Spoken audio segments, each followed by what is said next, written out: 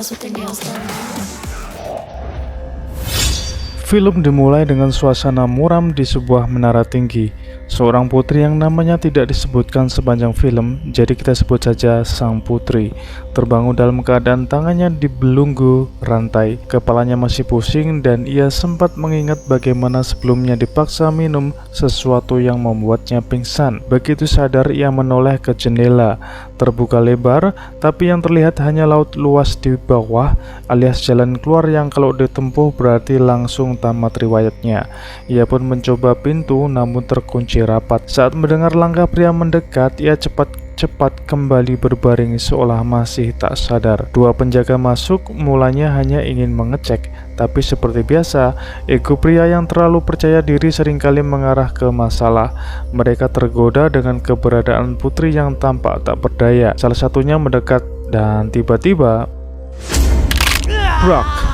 Sang putri menaduknya keras. Dari situ perlawanan penuh dimulai. Ia nekat mematahkan ibu jarinya agar rantai bisa lepas dari satu tangan. Dengan rantai yang masih menempel, ia menghantam wajah penjaga. Pertarungan brutal terjadi. Tendangan, bantingan, ia mendorong sekuat tenaga sampai penjaga itu roboh untuk selamanya. Penjaga kedua masih mencoba melawan. Sang putri menusuknya dengan jepit rambut di kaki dan lengannya, lalu mengayunkannya ke rantai kepala. Pria itu sempat mencekiknya dengan rantai, namun sang putri tidak kalah gigih. Ia menahan, memukul, dan akhirnya menendangnya jatuh dari menara.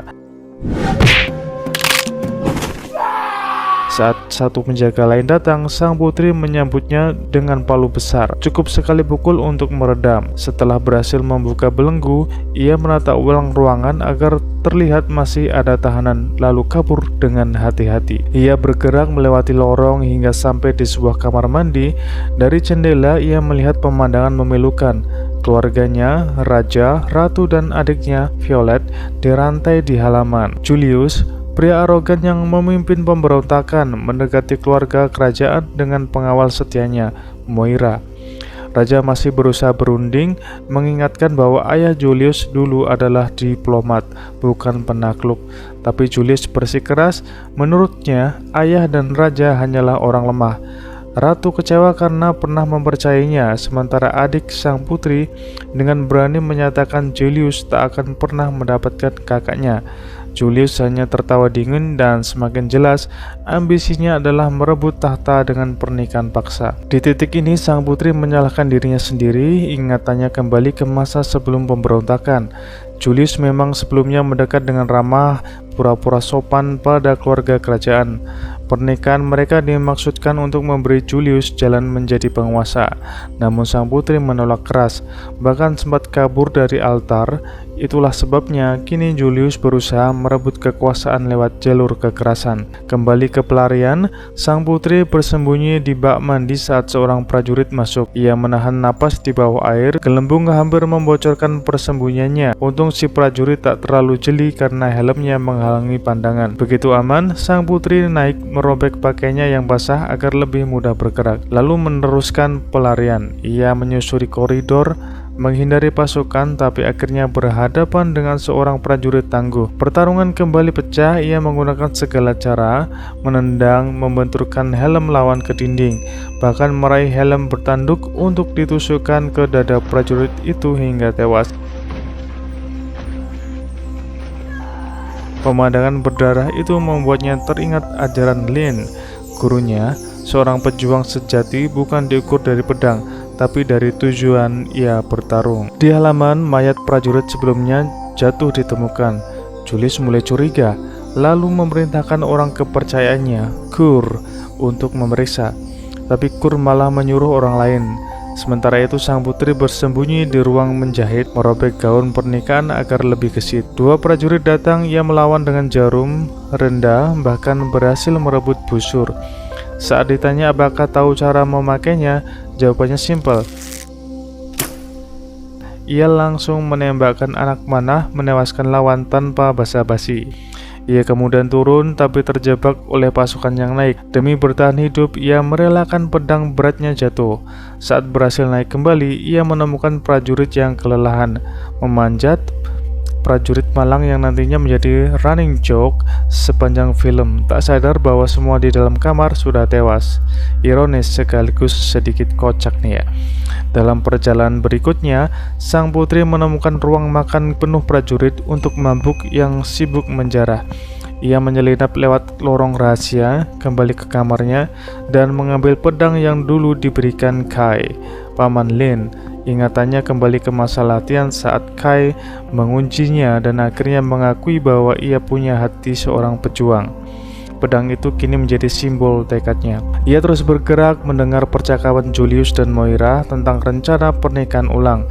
Moira menyarankan pakai jalur kekerasan saja, tapi Julius ingin legalitas lewat adat pernikahan agar tahta tidak bisa digugat. Ironisnya, mereka berkikuk-kikuk ria sembari merencanakan perebutan kekuasaan.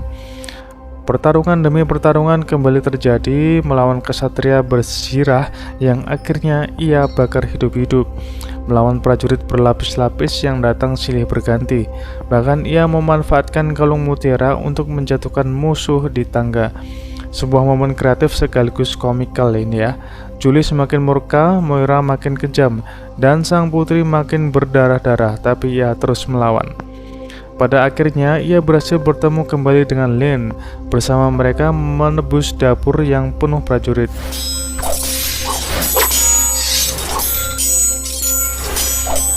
Pertarungan sengit pecah dan akhirnya mereka harus berhadapan langsung dengan Moira. Wanita sadis itu mengikat leher sang putri dengan cambuk, hampir menggantungnya. Namun dengan kecerdikan dan sedikit keberuntungan, sang putri berhasil membalik keadaan, membakar dapur, lalu kabur lewat saluran bawah tanah. Namun perjuangan belum selesai. Julius akhirnya menangkap sang putri dan keluarganya, berniat memaksa pernikahan dengan Violet setelah gagal menundukkan kakaknya.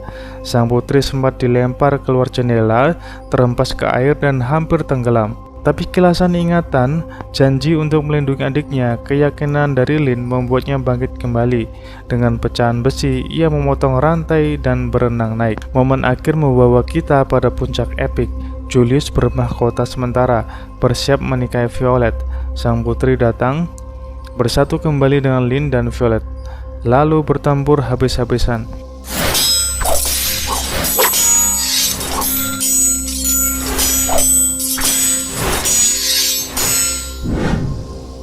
Moira akhirnya digantung dengan cambuknya sendiri oleh sang putri. Sebuah ironi yang pas. Pertarungan final terjadi di depan rakyat. Julius menghadapi sang putri dalam duel sengit. Ia sempat menusuk dan melemparnya ke halaman, mencoba mempermalukannya di depan semua orang. Tapi sang putri mengingat kembali nasihat Lin, mengumpulkan kekuatan terakhir, lalu dengan satu gerakan cepat menebas kepala Julius. Kepala itu jatuh bersama mahkota. Sang putri mengambil mahkota dan mengembalikannya pada ayahnya. Namun sang raja justru mengambil keputusan besar. Ia menobatkan putrinya sebagai pewaris tahta, mengakui kekuatannya di depan rakyat. Bel menara dibunyikan sepanjang malam, menandakan lahirnya penguasa baru, sang putri. Berdarah-darah namun tegak, akhirnya resmi diakui sebagai pejuang sekaligus penerus kerajaan. Film ditutup dengan sentuhan ringan. Prajurit kelelahan yang dari awal sibuk memanjat akhirnya muncul di halaman, berteriak seolah baru menemukan sang putri, padahal semua sudah beres. Semua sindiran kecil tentang pekerja malas yang selalu datang paling akhir tapi ingin dihitung jasanya. Dan di sanalah kisah The Princess berakhir. Bukan dongeng indah tentang putri menunggu diselamatkan, melainkan kisah seorang wanita yang dengan darah, luka, dan tekadnya menyelamatkan diri sendiri, keluarga, dan kerajaan.